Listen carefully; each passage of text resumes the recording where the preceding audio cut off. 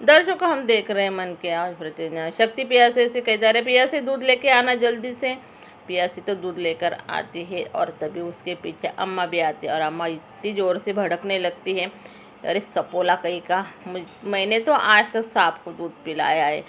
ए अम्मा क्या बोले जा रही है, तुझे क्या मैं सांप दिखाई देता हूँ? अरे शक्तिया पहले तो तू ऐसा नहीं था रे, इतना कैसे बदल गया रे? देख शक्तिया जा जल्दी और बाबा को लेकर आ। तो पहले तेरे बाबूजी लेने गए, लेकिन तेरे बाबूजी जाते जाते अगर उसने उससे पहले ही उस राधे को मार दिया ना तो बड़ा अनर्थ हो जाएगा। अरे मेरा बेटा जेल में चला जाएगा। शक्तिया जा ना जल्दी। लेकिन शक्ति उठकर कहता है देख अम्मा तू जो समझना समझ, लेकिन मैं तो नहीं जाऊँगा उसे लेने के लिए। कृष्णा राधे के घर पर आता है और जोर जोर से आवाज़ देने लगता है और कहता है कि अरे राधे कहाँ छुपा है, बाहर आ। तभी वो राधे की माँ बाहर आती है और कहने लगती कि अरे कृष्णा बेटा क्या हुआ। लेकिन कृष्णा तो बहुत गुस्से में और राधे की माँ से कहता है कि देखा चाची, राधे कहाँ है, उसे बाहर भेज, नहीं तो मुझसे बुरा कोई नहीं होगा। आज तो उसे मैं मार के रहूँगा। अरे कृष्णा बेटा क्या हुआ बता तो सही, राधे घर पर नहीं है रे बेटा। तभी कृष्णा कहता देख चाची झूठ मत बोल, वो घर के अंदर है, उसे बाहर भेज दे, नहीं मैं घर के अंदर आ जाऊंगा। अगर वो मुझे मिल गया ना तो आज तो वो मेरे हाथों से बचेगा नहीं। कृष्णा की अम्मा बार बार कहती कि अरे बेटा वो घर पे नहीं, और कृष्णा उसे ढूंढने के लिए निकलता है। फिर प्रतिज्ञा भी अभी राधे को बचाने के लिए निकल गई है और कृष्णा के हाथों खून ना हो जाए ये वो भी उसके दिमाग में चल रहा है। लेकिन प्रतिज्ञा को कृष्णा ने हर बात जैसी दीवार की तरह, वो चट्टान की तरह उसके सामने खड़ा होता है। ये हर एक बात उसकी अब इस नज़र के सामने आ रही है। और तभी वो चंदू और नंदू को फ़ोन लगाते और कहती है कि कृष्णा तुम्हारे पास आया क्या भैया। लेकिन उसके दोस्त कहते हैं कि यह तो आया नहीं भाभी, लेकिन क्या हुआ।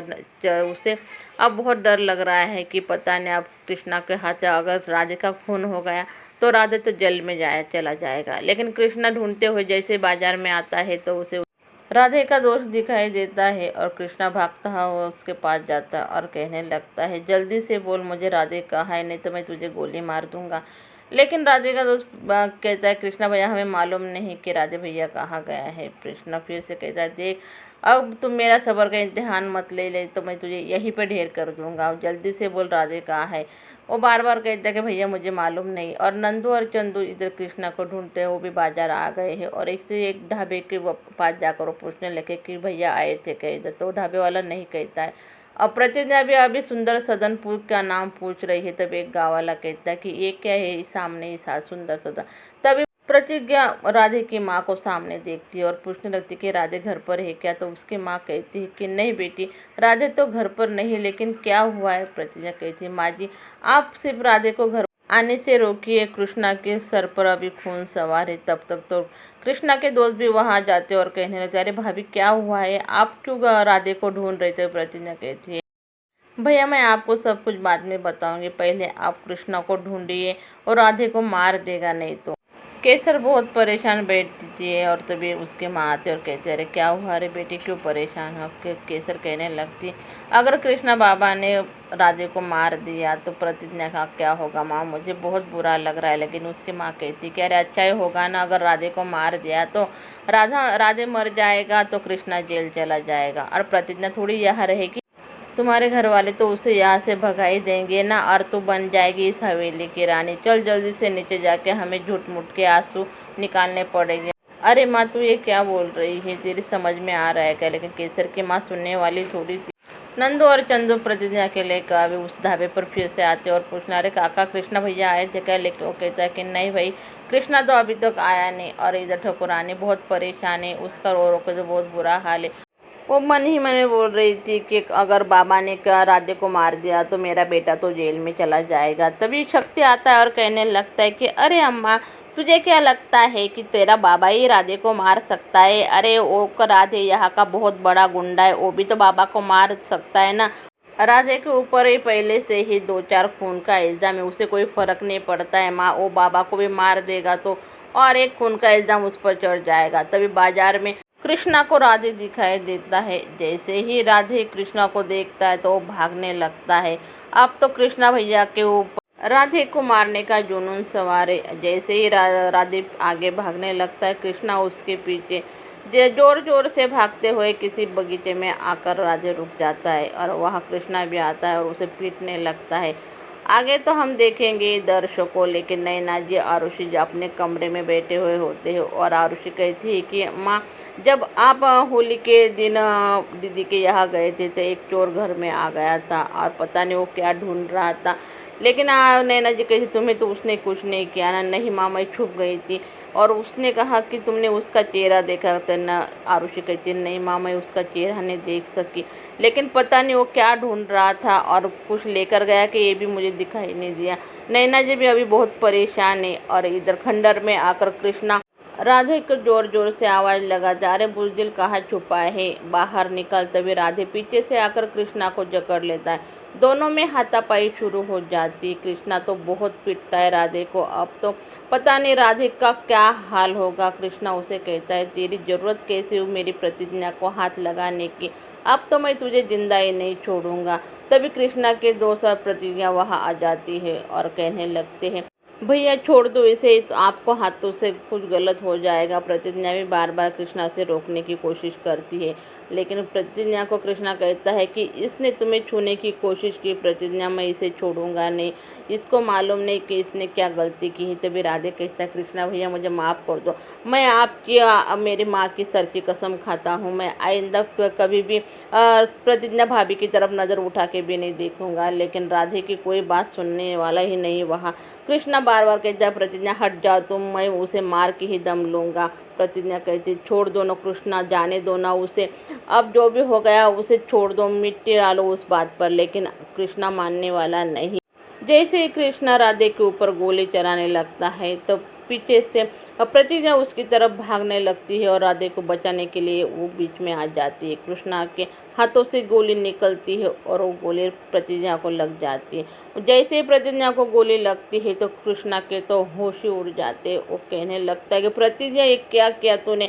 वो भागता हुआ प्रतिज्ञा की तरफ जाता है। प्रतिज्ञा तो तभी नीचे गिर जाती है और वो जैसे ही प्रतिज्ञा की तरफ भागता है तो राधे भी वहाँ से भाग जाता है। दर्शकों, अरे कृष्णा बाबा आपने ये क्या कर दिया, आपने तो अपने हाथों से अपने प्यार का खून कर दिया भाई। कृष्णा का तो रो रो कर बहुत बुरा हाल है। सर नंदू और चंदू भी बहुत परेशान है। कृष्णा उनको कहता है जाओ जल्दी से किसी की गाड़ी लेके आओ, अरे मेरे बाबू को बचाना है, मेरे बाबू को कुछ नहीं होना चाहिए। और कहता है कि मैंने क्या कर दिया। प्रतिज्ञा उठो ना, ए बाबू उठो ना जल्दी से। प्रतिज्ञा को लेकर सब रास्ते पर आ जाते हैं और आती जाती गाड़ी को रोकने की कोशिश करते।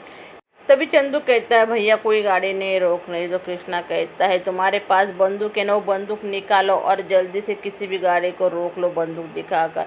तभी एक गाड़ी आती है और वो बंदूक दिखाकर गाड़ी को रोक लेते हैं। उस गाड़ी में प्रतिज्ञा को डालकर हॉस्पिटल लेकर आते हैं।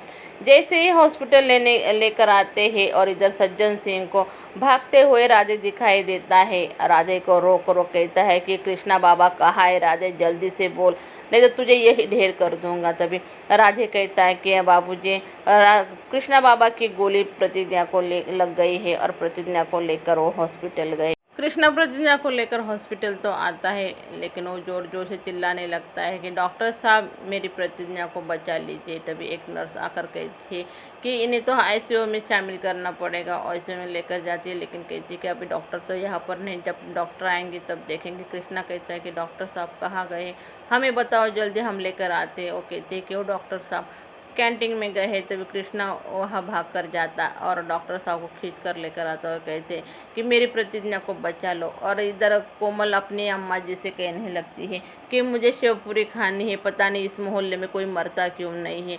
उस शेवपुरी में बहुत मज़ा आता है क्योंकि जो मरने के बाद बनाते हैं ना, इस मोहल्ले में कोई मरता ही नहीं, ऐसे कैसे लोग हैं यहाँ के।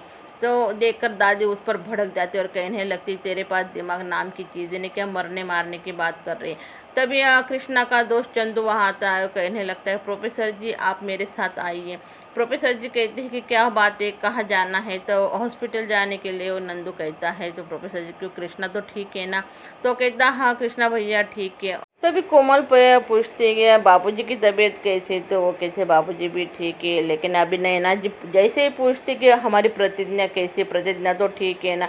नंदू के चेहरे का रंग उड़ जाता है, वो समझ जाते हैं प्रतिज्ञा को कुछ ना कुछ तो हुआ है। प्रोफेसर जी पूछते कि अरे भाई बताओ तो सही हमारी बेटी कैसी है। नंदू कहता है पहले आप हॉस्पिटल तो चले, वहाँ जाकर ही पता चलेगा। नंदू कृष्णा को कहता है कि भैया आप परेशान मत हो, भाभी को कुछ नहीं होगा, भाभी अच्छे से ठीक हो जाएगी। तभी डॉक्टर साहब बाहर आते हैं और कृष्णा पूछने लगता है कि प्रतिज्ञा कैसी है डॉक्टर साहब मुझे बताइए। डॉक्टर साहब कहते हैं कि खून तो बहुत बह चुका है, अभी भी उनकी तबीयत बहुत क्रिटिकल है, गोली उनके हाड़ के नीचे लगी है, जैसे बड़े सर्जन आएंगे हम ऑपरेशन शुरू करेंगे। कृष्णा डॉक्टर से कहता है कि आप कीजिए डॉक्टर साहब, मेरी प्रतिज्ञा को बचा लीजिए। तभी सज्जन सिंह वहाँ आ जाते और सज्जन सिंह को देखकर कृष्णा का बांध टूट जाता है और वो बहुत जोर जोर से रोने लगता है। तभी सज्जन सिंह कहता है अरे बेटा तुम रोया मत करो, मैं तुम्हारे आंखों में आंसू नहीं देख सकता। और इधर प्रतिज्ञा को सांस लेने में बहुत तकलीफ हो रही है, वो जोर जोर से सांस ले रही। तभी पूरा प्रतिज्ञा के माता पिता भी हॉस्पिटल में आ जाते हैं और कृष्णा से पूछने लगते कि अरे बेटा क्या हुआ है प्रतिज्ञा को। प्रोफेसर जी किस मुंह से कृष्णा बाबा आपको बताया कि उसकी गोली की वजह से ही प्रतिज्ञा की ये हालत हुई है। ऐसे ही वीडियो देखने के लिए हमारे वीडियो को लाइक कीजिए, चैनल को सब्सक्राइब